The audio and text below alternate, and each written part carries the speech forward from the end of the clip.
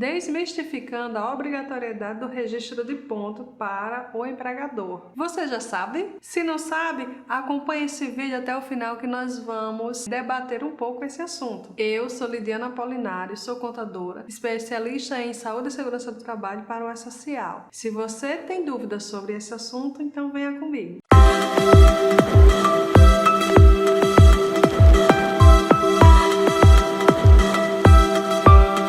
Primeiro, precisamos entender o que é jornada de trabalho. Jornada de trabalho é o horário acordado entre o empregador e o empregado celebrado em um contrato. Na CLT, no seu artigo 58, fala que a jornada diária de trabalho não deve ultrapassar 8 horas, mas, se ultrapassar, deverá ser consideradas como horas extraordinárias. Lembrando que as horas extraordinárias não deverão passar de 2 horas por dia. Você quer uma dica de ouro? Então eu vou mandar uma agora, hein? Antes de contratar efetivamente um trabalhador, é importante verificar na convenção coletiva da categoria se existe algum artigo falando sobre o percentual de adicional de horas extras. Isso porque quando o trabalhador ultrapassar o limite diário, poderá realizar no máximo 2 horas extras e essas 2 horas extras deverão ser pagas com um adicional. E muitas vezes na convenção coletiva da categoria do trabalhador tem essa informação, que pode ser 50%, 60%. Então,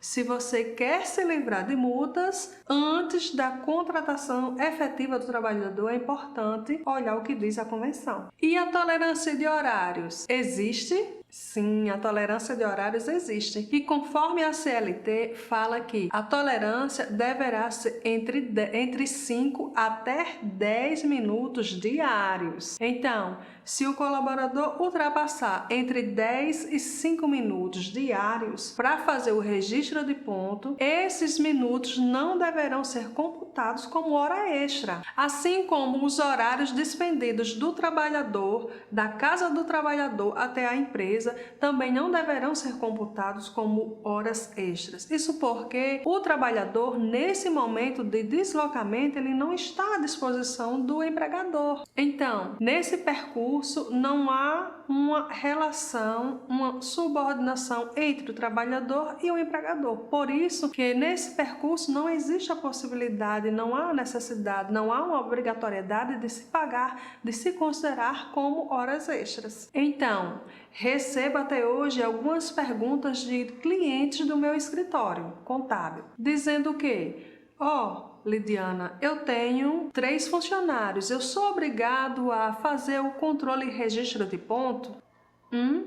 Olhe, perante a CLT não há obrigatoriedade, tá?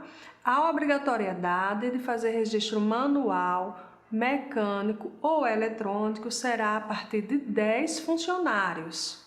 Então, por conta disso, eu tenho mais uma dica de ouro para você, hein? Vejamos. De todo o tempo de experiência que eu tenho como profissional que trabalho na área de contabilidade e hoje como empresária do ramo contábil, eu posso lhe dizer que já vi muitos empregadores sofrerem por conta de uma ação trabalhista devido ao não registro do ponto, mesmo quando estão abaixo do limite de 10 funcionários. Isso porque antigamente o ônus da prova era do empregador, ou seja, o colaborador dizia que fazia horas extras e o empregador não pagava na visão do trabalhador. Assim, ele faria uma ação judicial contra o empregador e o empregador tinha o ônus de provar a não coerência dos fatos que o trabalhador estava provando.